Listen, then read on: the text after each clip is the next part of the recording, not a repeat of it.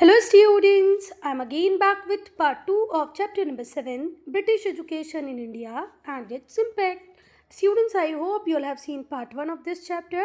If not, do watch it because in that part, maximum portion of this chapter is completed. Till this paragraph, we have completed everything in part 1. We'll start part 2 with this topic, role of Indian reformers. अब बेटा अगर हम British education की बात करें तो हम देखेंगे कि मिशनरीज़ आई, उन्होंने बहुत सारे स्कूल ओपन किए, पर मिशनरीज़ के अलावा इंडिया में कौन ऐसा था जो चाहता था कि इंग्लिश एजुकेशन हमें मिले, तो उसमें सबसे प्रोमिनेंट रोल था हमारे रिफॉर्मर्स का।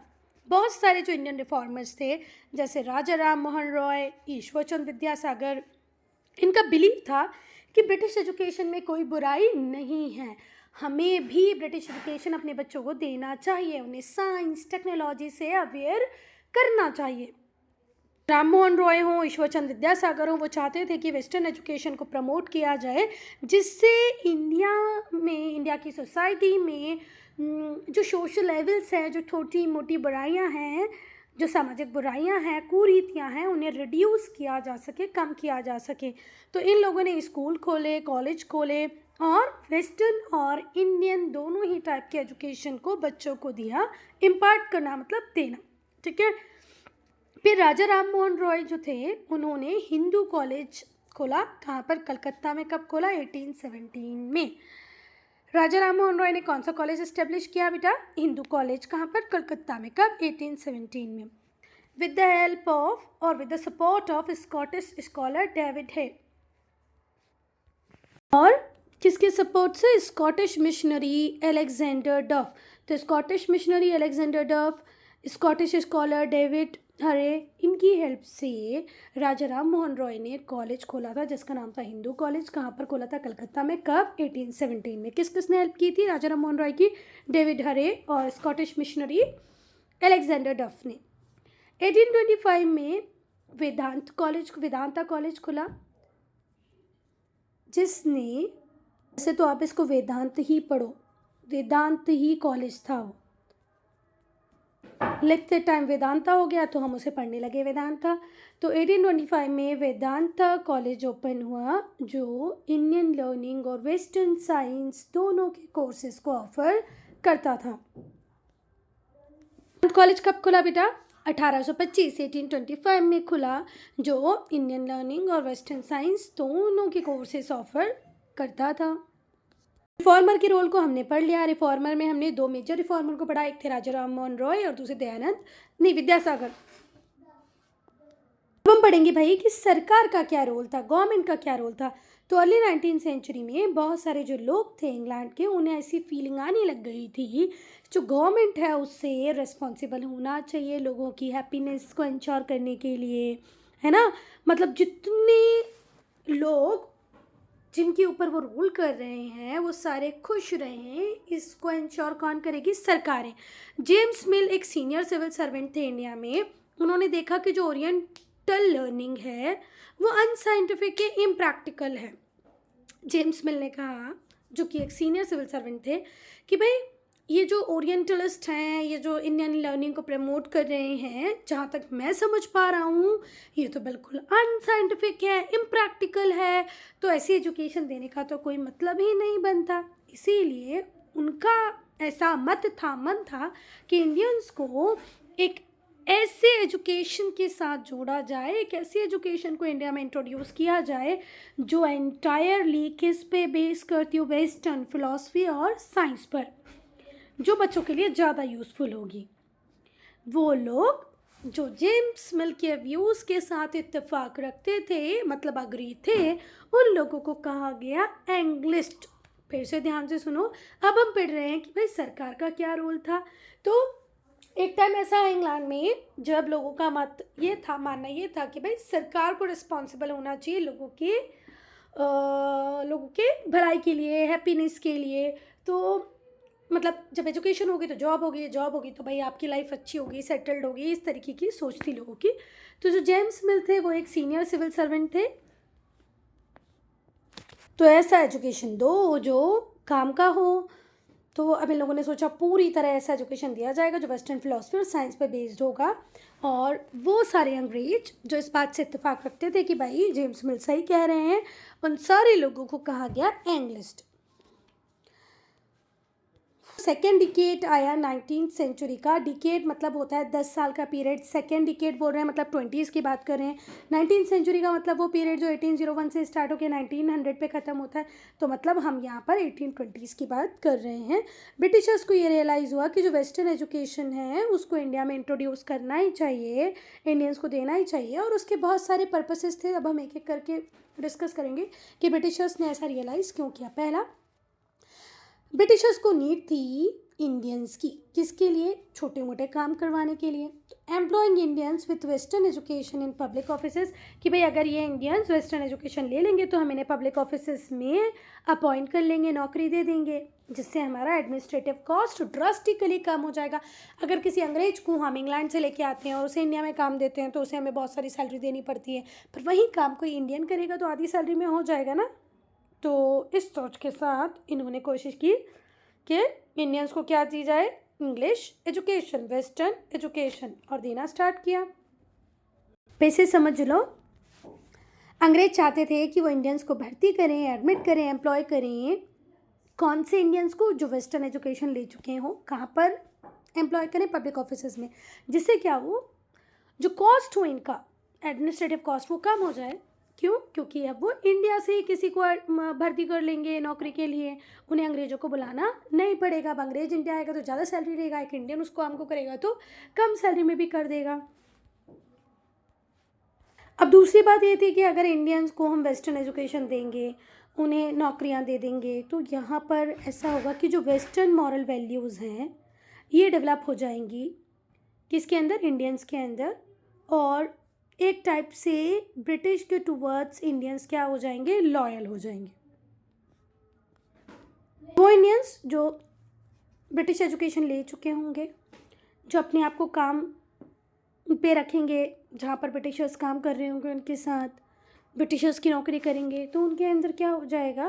ब्रिटिश मॉरल वैल्यूज़ डेवलप होंगी और एक सेंस उनके अंदर आएगा। किसका? लॉयल्टी का, वफादारी का। किसके टूवर्ड्स? ब्रिटिश के टूवर्ड्स।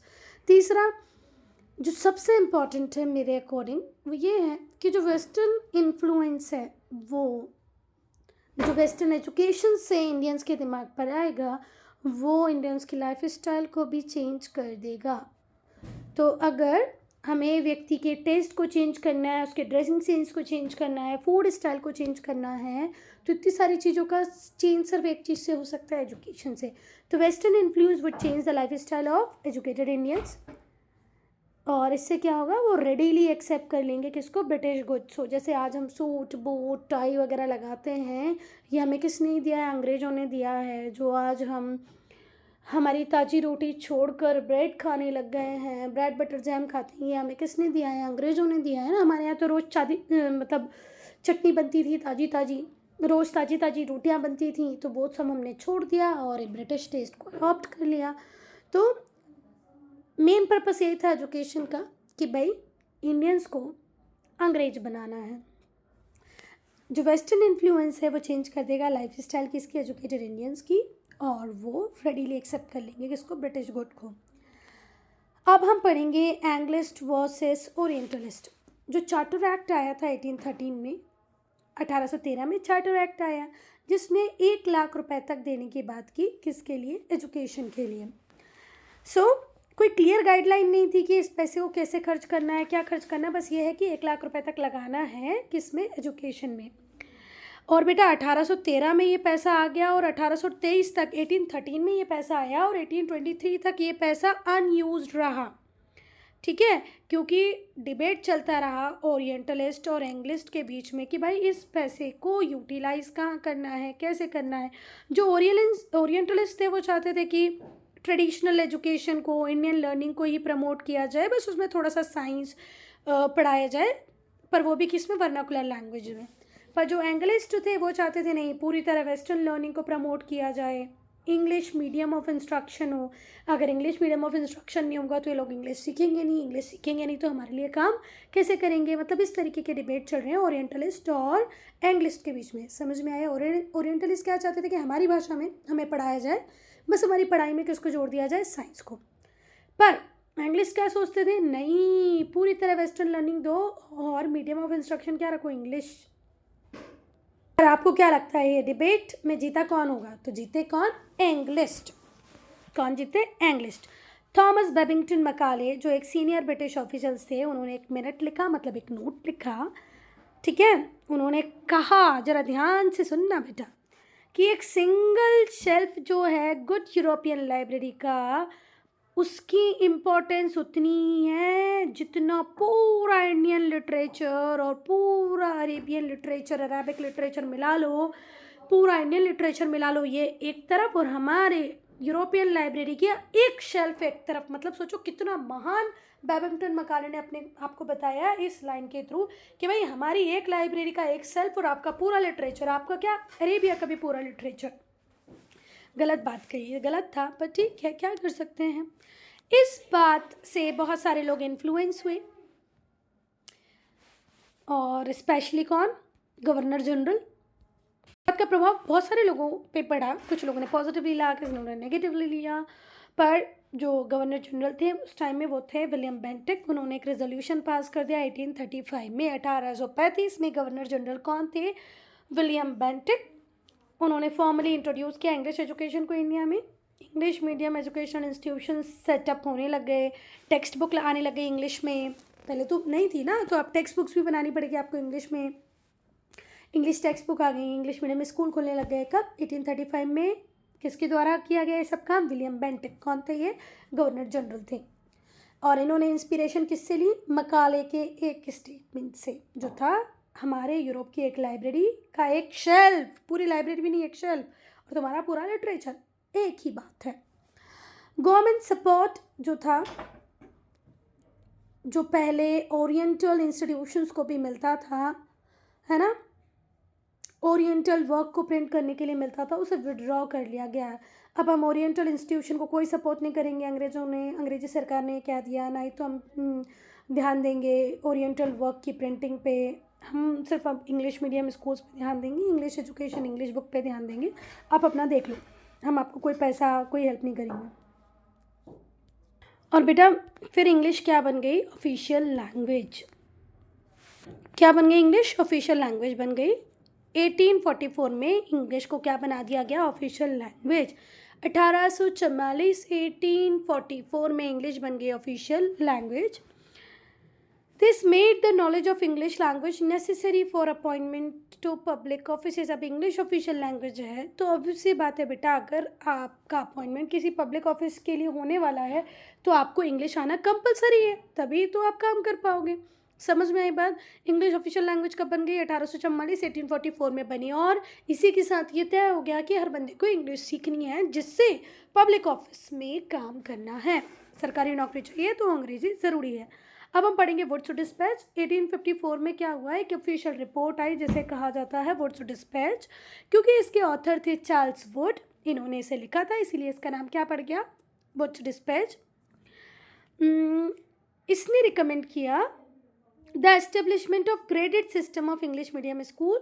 इंग्लिश मीडियम स्कूल खोले जाएँ, कॉलेजेस खोले जाएँ, यूनिवर्सिटीज़ ओपन की जाएँ। इसके लिए बहुत ज़रूरी था कि एक पूरा के पूरा डिपार्टमेंट ऑफ एजुकेशन बनाया जाए। तो डिपार्टमेंट ऑफ एजुकेशन बनाया गया जो इंडियन एजुकेशन सिस्टम को जो उस टाइम इंडिया में था उसे सुपरवाइज करे। 1854 में एक ऑफिशियल रिपोर्ट आई जिसे लिखने वाले थे चार्ल्स वुड, इसीलिए इसे कहा गया वुड्स डिस्पैच, ठीक है। और ये रिकमेंड करती थी ग्रेडेड सिस्टम होना चाहिए इंग्लिश मीडियम स्कूल्स का, कॉलेजेस का, यूनिवर्सिटीज़ का। फिर पूरा के पूरा डिपार्टमेंट ऑफ एजुकेशन सेटअप किया गया जिसका काम था एजुकेशन सिस्टम को सुपरवाइज करना, उस एजुकेशन सिस्टम को जो अंग्रेजों ने इंडिया में इंट्रोड्यूस किया था। फंड्स डिस्ट्रीब्यूट करना, बहुत सारे इंस्टीट्यूशन को, टीचर्स को ट्रेनिंग देना, ये सब काम अब इंडिया में होने लग गए थे। गवर्नमेंट ने डिसाइड किया कि वो डिसिप्लिन में लाएंगे किसको भी? पाठशाला को, मकतब्स को भी। अब ऐसे नहीं चलेगा, पाठशाला को भी हमारे हिसाब से चलना पड़ेगा, मकतब को भी हमारे हिसाब से चलना पड़ेगा। तो जो गवर्नमेंट थी उसने डिसाइड किया कि वो इंट्रोड्यूस करेगी ऑर्डर को, डिसिप्लिन को, कहाँ पाठशाला और मकतब में भी। तो नए रूल्स और रेगुलेशन बन गए इन स्कूल्स के लिए भी। And give grants to the school that accepted in, अगर कोई स्कूल, कोई मकतब, कोई पाठशाला गवर्नमेंट के रूल्स रेगुलेशन के हिसाब से चलेगी, ऑर्डर डिसिप्लिन में रहेगी, तो उसे भी क्या दी जाएगी, गवर्नमेंट ग्रांट। और अगर आप अंग्रेज़ों की बात नहीं मानोगे तो आपको कोई ग्रांट नहीं मिलेगी, कोई हेल्प नहीं मिलेगी। जो टीचर्स थे उन्हें कहा गया कि भाई आप टेक्स्ट बुक को लो जो फिक्स सिलेबस के अकॉर्डिंग लिखी गई हैं, एक रेगुलर रूटीन को ऑप्ट करो। नहीं तो पहले हमारी पाठशाला में क्या होता था बेटा, अभी हमने पढ़ा था लास्ट वीडियो में कि भाई जब सोइंग सीज़न होगा, हार्वेस्टिंग सीज़न होगा तो छुट्टी कर दी जाएगी, फिक्स सिलेबस नहीं रहेगा, कहीं पर भी पाठशाला लगा दी जाएंगी। सेम मकतब के साथ था, पर अब ऐसा नहीं। अंग्रेज़ों ने कहा कि अगर आपको हमारी ग्रांट चाहिए तो स्कूल प्रॉपर लगाना पड़ेगा, प्रॉपर टेक्स्ट बुक स्कूल में लगाओ, फिक्स सिलेबस दो, रेगुलर रूटीन रहे क्लासेस का, हर इंडिविजुअल स्टूडेंट का एवोल्यूशन हो on the basis of learning abilities, ठीक है, यूनिफॉर्म एग्जामिनेशन पैटर्न हो सबके लिए। मतलब आज जो हम देखते हैं ना, CBSE 10th बोर्ड ले रही है, 12th बोर्ड ले रही है, जबकि हम लोकल क्लासेस का पेपर तो स्कूल टू स्कूल वेरी करता है, पर 10th और 12th की बात करें तो यूनिफॉर्म पेपर देता है हर बच्चा जो CBSE या ICSE में पढ़ रहा होता है। तो उन्होंने कहा कि भाई हर स्टूडेंट का एवोल्यूशन होगा और एक तरीके से ही होगा, सेम पैटर्न पे होगा। क्लासेस फिक्स्ड सेशन में लगेंगी और फिक्स्ड आवर्स होंगे। Classes were held during fix session without consideration for the student convenience. Student convenience का ध्यान नहीं दिया जाएगा भाई, स्कूल टाइमिंग फिक्स होगी, 8 से 2, 7 से 2, मतलब जो भी टाइमिंग होगी वो फिक्स होगी। जितने भी स्टूडेंट्स होंगे, भले वो रिच हो पुअर हो, उन सबको सेम फीस देनी पड़ेगी। तो these were the changes which were not good, बिल्कुल भी सही नहीं थे ये जो चेंजेस उस टाइम में हुए कि रिच हो पुअर हो सेम फीस देनी है, स्टूडेंट कन्वीनियंस का ध्यान नहीं रखा जाएगा, स्कूल तो एक जैसे लगेंगे, और हर बच्चे का भले वो गधा हो घोड़ा हो, मतलब कोई पढ़ने वाला हो नहीं पढ़ने वाला हो, सबका एवोल्यूशन एक तरीके से होगा। तो ऐसा नहीं होना चाहिए बेटा, किसी बच्चे में कोई एबिलिटी होती है, किसी में कोई एबिलिटी होती है, पर अब उसका ध्यान नहीं रखा जाएगा। अटेंडेंस स्कूल्स में धीरे धीरे करके कम होने लग गई। क्यों कम होने लग गई बेटा अटेंडेंस? क्योंकि अब आपको बुक भी लेना है, कॉपी भी लेना है, टाइम पे स्कूल आना है, टाइम से स्कूल से जाना है, छुट्टियां नहीं होंगी, शोइंग हार्वेस्टिंग टाइम पे फीस देनी पड़ेगी। तो स्कूल में अटेंडेंस धीरे धीरे करके कम हो गई, क्योंकि सब बच्चे तो फीस नहीं दे पाते ना। जो स्कूल थे जिन्होंने जो भी स्कूल से जिन्होंने न्यू रूल्स को एक्सेप्ट नहीं किया, वहाँ पर गवर्नमेंट एड नहीं मिली और ग्रेजुअली वो ख़त्म होते गए। ये जो वर्ड विथर्ड है इसका मीनिंग होता है मुरझा जाना, धीरे धीरे कम हो जाना। तो अब स्कूल में कोई आ ही नहीं रहा था, इससे हमारे इंडिया में आई मास इलिटरेसी। ये जो अंग्रेज बोलते हैं ना हमने इंडियंस को लिटरेट बनाया, गलत है। इन्होंने हमें लिटरेसी की तरफ धकेल दिया अपने एजुकेशन सिस्टम को हमारे ऊपर थोप कर। हम पढ़ेंगे बेटा यूनिवर्सिटीज़ को। तो 1857 में यूनिवर्सिटीज़ बनाई गई मद्रास में, बॉम्बे में और कलकत्ता में। फिर से ध्यान से सुनो, 1857 ये क्या है? जब वॉर ऑफ इंडिपेंडेंस हुआ था, फर्स्ट वॉर ऑफ इंडिपेंडेंस, ये वही टाइम था जब यूनिवर्सिटीज़ बनाई गई। कहाँ पर? मद्रास में, बॉम्बे में और कलकत्ता में। कहाँ कहाँ? मद्रास, बॉम्बे और कलकत्ता में। और बाद में यूनिवर्सिटीज़ कहाँ पर भी आई? इलाहाबाद और लाहौर में। कब आई? 1887 में। पहले यूनिवर्सिटीज़ कहाँ पर आई? मद्रास, बॉम्बे, कलकत्ता में। फिर कहाँ पर भी आई? इलाहाबाद और लाहौर में। कब आई? 1887 में। अब हम पढ़ेंगे वेस्टर्न एजुकेशन का क्या इफेक्ट हुआ हमारे ऊपर। तो पहले हम नेगेटिव इफेक्ट को पढ़ेंगे। तो जो न्यू एजुकेशन सिस्टम था उसने नेग्लेक्ट किया एजुकेशन ऑफ द मासेस। मतलब अब आप फीस एक जैसी कर दोगे कि भैया रिच और पुअर दोनों इतना एक जैसा अमाउंट पे करेंगे, तो ऑब्वियसली बात है कुछ लोग ऐसे होंगे जो उतनी फीस पे नहीं कर पाएंगे और पढ़ेंगे नहीं। तो भाई मासेस को अंग्रेज पढ़ाना ही नहीं चाहते थे। जो ट्रेडिशनल इंडियन एजुकेशन सिस्टम था वो धीरे धीरे करके डिक्लाइन होता गया और कोई ऑल्टरनेटिव सिस्टम ने इसे रिप्लेस नहीं किया। अंग्रेज़ों का सिस्टम था पर वहाँ पर लगती थी फीस। बुक खरीदो, कॉपी खरीदो, टाइम पे स्कूल जाओ, टाइम से आओ। जो एजुकेशनल सेंटर्स थे मेनली जो अर्बन एरियाज़ में थे, मतलब गाँव में स्कूल बहुत कम थे, education centres were located mainly in urban areas, मतलब जितने भी एजुकेशन सिस्टम मतलब स्कूल वगैरह थे वो सारे अर्बन एरियाज़ में ज़्यादा थे। गाँव में रिमोट एरियाज़ में स्कूल कम थे, और इवन गर्ल्स एजुकेशन को भी बहुत ज़्यादा प्रमोट नहीं किया गया, लड़कियों के लिए भी स्कूल बहुत कम हुआ करते थे। इंग्लिश मीडियम एजुकेशन ने नेग्लेक्ट किया इंडियन लिटरेचर को, मतलब इंग्लिश मीडियम एजुकेशन जब दिया जाने लगा तो अब कुछ हमारी गलती समझें, कुछ गवर्नमेंट की गलती समझें कि Indian literature, Indian history, law, philosophy ये सब पीछे छूट गया, इसे नेग्लेक्ट किया गया। साइंटिफिक और टेक्निकल एजुकेशन जो थी इंडियंस के लिए वो भी नेग्लेक्ट की गई। समझ में आ रही है बात कि भाई हमको राजा राम मोहन रॉय की बात अगर हम याद करें, अगर हम दयानंद सरस्वती की बात हम याद करें, या किसी भी हमारे रिफॉर्मर की बात याद करें जो ये कहता था कि ब्रिटिश एजुकेशन हमें मिलनी चाहिए, वो क्या कहता था कि भाई सब कुछ तो हमारे पास है, हमारा लिटरेचर बहुत बढ़िया है, बस हमें साइंस चाहिए और टेक्नोलॉजी चाहिए। पर अंग्रेज इतने दुष्ट थे कि उन्होंने हमें साइंटिफिक और टेक्निकल एजुकेशन दी ही नहीं। इंग्लिश मीडियम एजुकेशन ने कम्प्लीटली नेग्लेक्ट किया इंडियन लिटरेचर को, हिस्ट्री को, लॉ को, फिलॉसफी को। चलो ये तो हम फिर भी समझ पाएँ, पर तुम्हारी एजुकेशन में साइंस और टेक्निकल एजुकेशन तो इम्पॉर्टेंट था ना, वो भी हमें नहीं दिया गया। जैसे इसका एग्जांपल है कि जो इंजीनियरिंग कॉलेज खोला गया रुड़की में, वो सिर्फ यूरोपियंस के लिए था, और बहुत कम मेडिकल कॉलेजेस थे, तो ना ही तो हमें साइंस की एजुकेशन दी गई, ना टेक्निकल एजुकेशन दी गई। जो ऐसे साइंटिफिक नेचर के जो स्कूल कॉलेजेस थी, उन्हें अंग्रेज़ों के लिए ही वो रखा कि भाई यहाँ सिर्फ अंग्रेज पढ़ेंगे। पॉजिटिव इफ़ेक्ट्स की बात करते हैं। ग्रेजुअली इंग्लिश जो थी वो कम्युनिकेशन की लैंग्वेज बन गई एमंग एजुकेटेड इंडियंस। तो अब इंडियन केरला में रह रहा हो, कोलकाता में रह रहा हूँ, मध्य प्रदेश में रह रहा हूँ, या कश्मीर में रह रहा होगा, ये आपस में बात कर सकते थे किसके थ्रू, इंग्लिश के थ्रू। पर पहले ऐसा पॉसिबल नहीं था भाई। कहीं पर लैंग्वेज चल रही है मलयालम, तो कहीं पे गुजराती, तो कहीं पे बंगाली, तो कहीं पर हिंदी, कहीं पर डोंगरी, कश्मीर की डोंगरी, वेस्ट बंगाल की बंगाली। तो भाई ये जो लैंग्वेजेस थी ये हमें आपस में बात नहीं करने देती थी, हिंदी उतनी कॉमन थी नहीं। तो अब एक वेपन हमें मिल गया था इंग्लिश के रूप में कि अब हम सारे इंडियंस आपस में बात कर सकते थे, और इसी वजह से हम सारे इंडियन यूनाइट हो पाए। जो वेस्टर्न एजुकेशन था उसने इंडियंस को मॉडर्न लिबरल आइडियाज़ से, फ्रेटर्निटी से, इक्वालिटी से, लिबर्टी से भी इंट्रोड्यूस किया, और इसी का परिणाम है कि हम हमारी आज़ादी के लिए लड़ने को तैयार हुए। बेटा ये वीडियो होता है यहीं पर ख़त्म। कोई डाउट है, कोई प्रॉब्लम है तो कमेंट सेक्शन में लिखना।